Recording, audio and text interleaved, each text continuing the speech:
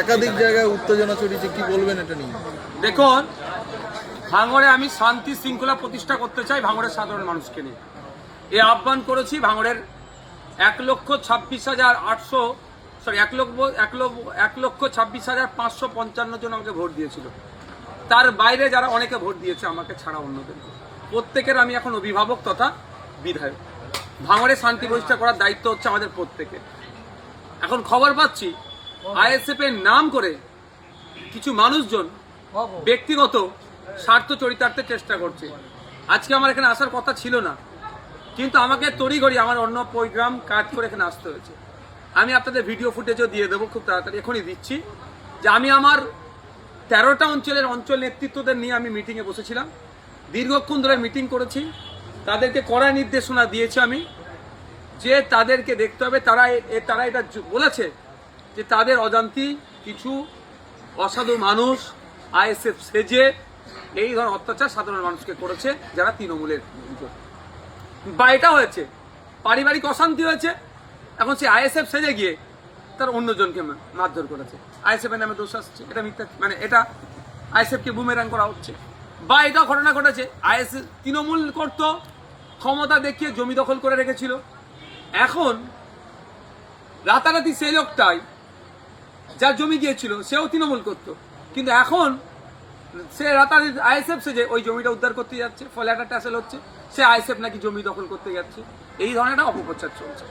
আমি দ্বার্থহীন ভাষায় বলছি, আমি ভাঙড়ের ভোটারদের ভোটে নির্বাচিত হয়েছি আইএসএফ এর কর্মী সমর্থক বামেদের সহযোগিতা নিয়ে।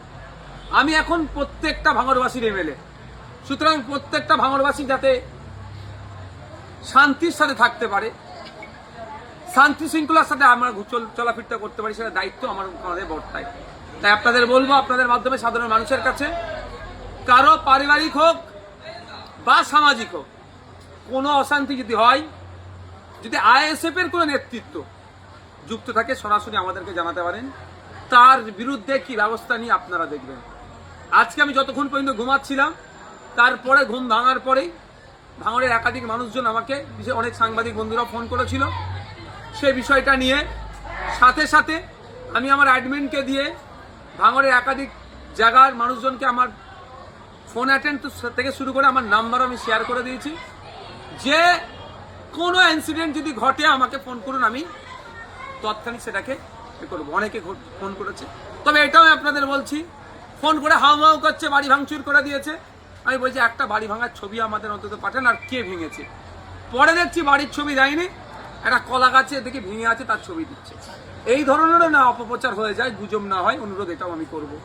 ভাঙড়কে শান্তিতে রাখা, ভাঙড়ের সম্মান রক্ষার দায়িত্ব প্রত্যেকেরই, তাই প্রত্যেককে আমাদের এগিয়ে আসতে হবে। আমি পরিশেষে আবারও বলছি, যদি আইএসএফ এর কোনো ছেলে কোনো মানুষের উপর আক্রমণ করে, আমাদেরকে উপযুক্ত প্রমাণ সহকারে দেবেন, সে পার্টির মধ্যে থাকবে না। এটা আমি জোর গলায় বলছি মিডিয়ার মাধ্যমে।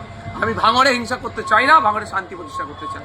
আপনিও তো, তবে একটা কথা বলি, আজকে যে ঠিক এর উল্টো হতো, সারা রাজ্যে তৃণমূলময়, ভাঙড়ে তৃণমূল জিতেছে, তাহলে কি হতো? এতক্ষণ 20-50টা লাশ আইএসএফ এর ছেলেদের ফেলে দিত, কিন্তু আমাদের আইএসএফ এর ছেলেরা যথেষ্ট সংযত, ওই হিংসা করেনি। গতবারে নির্বাচনে 2021-এ আপনারাই দেখিয়েছেন পোস্টপল ভায়োলেন্স কি হয়েছে।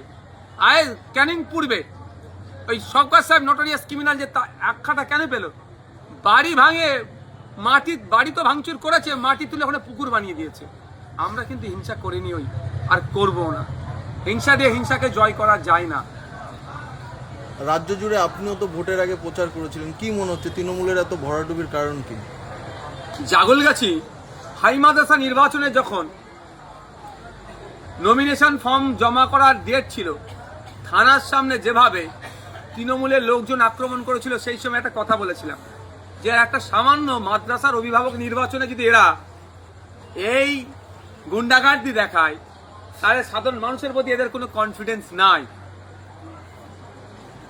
যদি সুযোগ পায় সাধারণ মানুষ ভোট দেওয়া, তাহলে কিন্তু এদের আর খুঁজে পাওয়া যাবে না। সাধারণ মানুষ সুযোগ পেয়েছে, এদেরকে ধুলোর মতো উড়িয়ে দিয়েছে গণতান্ত্রিক প্রক্রিয়া।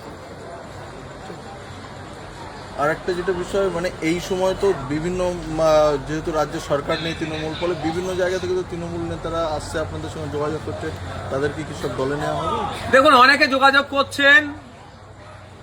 আমি এতটুকু কথা বলতে পারি যে আমরা দলে নেওয়ার ক্ষেত্রে বিবেচনা করব তার ব্যক্তিত্ব, তার পাস্ট রেকর্ড, কতটা কি করেছেন, দুর্নীতি যুক্ত না দুর্নীতি মুক্ত, এইসবগুলো বিবেচনা করে অবশ্যই আমরা যারা যদি আইএসএফ এর আদর্শ মেনে আইএসএফ এর ছায়াতলে থেকে হিংসা মুক্ত সমাজ ব্যবস্থা গড়ার যে আমাদের লক্ষ্য, সেই সমাজ ব্যবস্থা গড়তে যদি আইএসএফ পরিবারে আসতে চাই, নিশ্চিতভাবে এটুকু বলে রাখি পজিটিভ আমাদের দিক থাকছে।